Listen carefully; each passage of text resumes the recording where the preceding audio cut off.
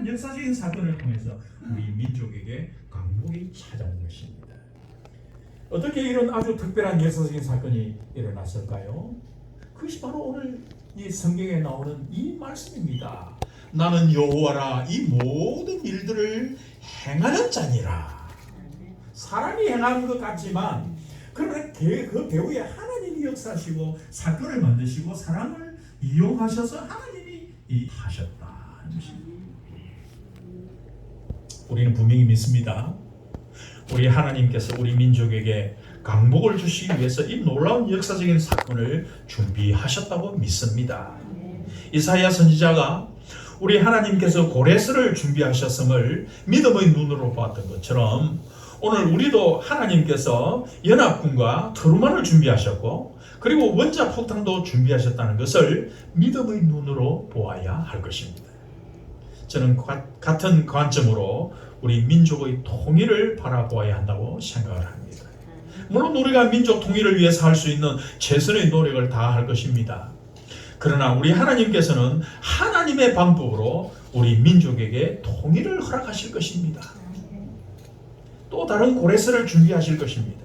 그리고 역사의 흐름을 이끌어 가실 것입니다. 그래서 우리가 민족의 통일을 위해서 우선적으로 해야 할 일이 있다면 믿음의 준비입니다. 이사야의 믿음입니다. 이사야 선지자의 믿음의 눈을 우리가 준비해야 할 것입니다. 이를 위해서 우리가 힘써 행해야 할 것은 바로 기도입니다. 기도입니다. 그래서 우리가 조국 통일을 위해서 가장 힘써야 할 것 바로 기도인 줄로 아시기를 바랍니다. 마지막 세 번째로 우리의 과제는 그러면 무엇입니까? 하나님의 역사로 우리 민족이 광복을 얻게 되었습니다. 여러분 이 광복이 진정한 광복이 되려면 우리의 힘으로 이 광복을 지켜낼 수 있을 때 진정한 광복이 될 수가 있습니다. 다행스러운 것은 참 우리의 믿음의 선배들이 이 광복을 지켜냈고 또 오늘 이 세계 속의 한국을 일구어낼 수 있었습니다. 여러분 많은 나라들이 독립을 얻었지만 아직도 참 일어서지를 못하고 여전히 힘없는 나라로 그저 아주 가난한 나라로 주저앉아 있는 나라들이 참 많습니다. 근데 우리나라만은 굳건하게 일어날 수 있었던 이유가 무엇일까요? 바로 이 성경 말씀 속에서 그 답을 찾을 수가 있습니다. 이스라엘 민족은 포로로 끌려와 있으면서도 여러분 다음 세대에게 교육하는 일을 게을리하지 않았습니다. 말과 글을 잃어버리지를 않도록 했습니다. 민족 정신과 신앙을 잃어버리지 않도록 했습니다. 근데 여러분 이거 우리가 참 유념해야 될 것입니다. 그들이 70년 바벨론의 포로로 끌려갔어요. 70년. 우리나라는 일본에 몇 년? 36년. 근데 여러분 그 꼽이 되는 70년 동안 바벨론의 생활을 한 세대가 흘러갑니다. 그러면서도 그들은 그들의 언어를 잃어버리지 않았습니다. 민족의 혼을 잃어버리지 않았어요. 신앙을 결코 훼손시키지 아니했습니다. 그것은 그들이 하나님의 약속을 믿고 우리가 언젠가는 다시 고국으로 돌아갈 것이고 성전을 재건할 것이고 나라를 재건할 것이다. 그러므로 우리는 못하지만 우리 후손들에게 우리 다음 세대를 이렇게 반듯하게 키워가야 된다.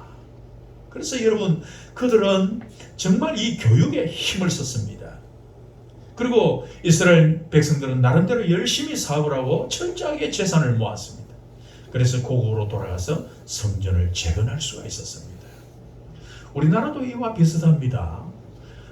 우리 일제강점기에 교육이 활발하게 일어났습니다. 물론 이것은 전적으로 선교사들의 그런 헌신적인 도움 때문이었습니다.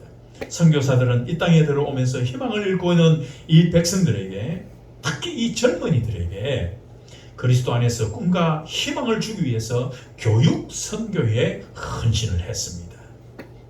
그 시작은 언더우드 선교사였습니다.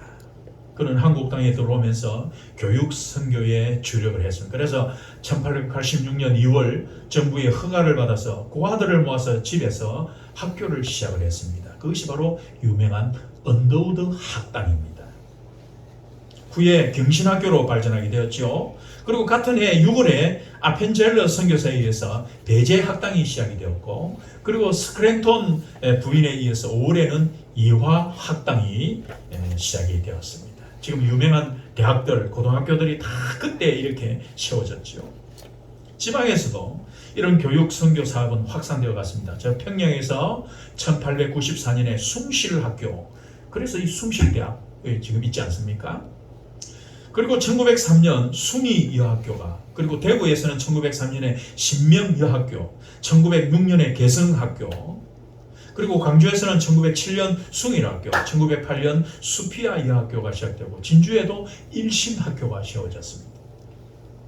당시 희망을 잃고 있던 이 땅의 젊은이들이 바로 이런 학교들로 몰려들었습니다. 그들이 민족의식을 가슴에 새기게 되었고, 그리고 한글을 익혀서 우리말과 글을 소중하게 간직을 했습니다. 그러면서 이 세계를 보는 눈을 열어갔습니다. 또한 다양한 실력을 갖추게 되었습니다. 대부분의 이 독립투사들은 이런 학교 출신들이었습니다. 3.1 운동에 앞장섰던 이 유관순 열사를 비롯해가지고 임시정부의 요인들 대부분 이런 학교에서 교육을 받았던 사람들이었습니다. 또한 민족 지도자들, 우리의 산업의 기반을 지키기 위해서 최선을 다했는데, 그런 일제의 탄압과 경제적인 착취로 무너져가는 나라의 경제 기반을 지키기 위해서 지혜를 모으고 힘을 모았습니다. 그 중에 대표적인 운동, 여러분 아십니까? 물산 장려 운동이 있었습니다. 평양에서 조만식 장로님이 앞장을 섰고 기독교인들이 주축이 되어서 1920년 7월 20일 조선 물산 장려의 빨긴 대회가 개최되면서 이 운동이 시작이 되었습니다. 그리고 이 운동은 1923년 서울에서 전국적인 운동으로 개편되면서 전국적인 그런 규모로 확산되어져 갔습니다. 이 물산 장려 운동의 골자가 세 가지입니다. 세 가지. 이건 역사적인 사건이기 때문에 우리가 한번 기억해야 될 문제인데, 물산 장려 운동에서 뭘 강조했느냐? 세 가지입니다. 첫째, 의복은 남자는 무명배 두루마기를, 여자는 검정 물관을 들인 그런 무명 치마를 입는다. 제가 이 학교 다닐 때, 중학교, 고등학교 다닐 때 이 학생들 보면 항상 검정 치마를 입고 다녀요. 왜 검정 치마일까? 한번 생각해보면 바로 이 사건 때문입니다. 물산 장려 운동의 그런 후광을 입으면서 습관적으로 이제는 검정 치마 그렇게 되었지요.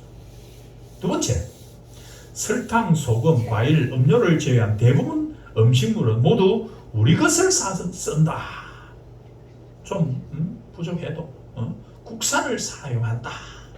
그것이 바로 국산 애용 운동을 한동안 벌인 이유지요. 그리고 마지막 세 번째, 일상용품은 우리 토산품을 사용하되 부득이한 경우 외국 상품을 사용하더라도 경제적 실용품을 써서 가급적 전략을 한다. 이 운동으로 우리 민족의 산업적 기반이 무너져 내리는 것을 막을 수가 있었습니다. 그 중심에는 우리 기독교인들, 장로님을 위시해서 이분들이 그게 핵심적으로 이 운동을 일으켰습니다. 그리고 강복 후에 나라를 경제적으로 일으킬 수 있는 기반이 탄탄하게 되었습니다. 그렇습니다. 우리 조국의 강복은 바로 하나님의 특별한 섭리로 어느 날 생각지 못했던 방법으로 주어졌습니다. 그러나 그 강복을 지켜내고 나라를 일으켜 세운 것은 우리 그리스도인들이 앞장서서 헌신한 나라 사랑의 실천이었습니다. 여러분, 오늘도 마찬가지입니다. 우리 조국의 남북 통일은 하나님의 특별한 역사적인 섭리로 우리가 생각지 못했던 때, 생각지 못했던 방법으로 이루어질 것입니다. 우리가 이를 위해서 또한 기도로 준비해야 합니다. 그러나 조국의 통일을 지켜내고 하나된 통일 조국을 세계 속의 그런 선진 강국으로 이렇게 세우는 것은 바로 우리의 헌신된 노력도 또한 있어야 할 것입니다. 이를 위해서 우리 그리스도인들이 앞장서야 하겠습니다.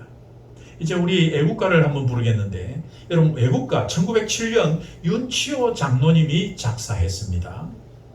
1908년 하나님을 찬송하는 15곡의 찬송가가 수록된 찬미가라고 하는 책을 펴냈습니다. 제가 이 교회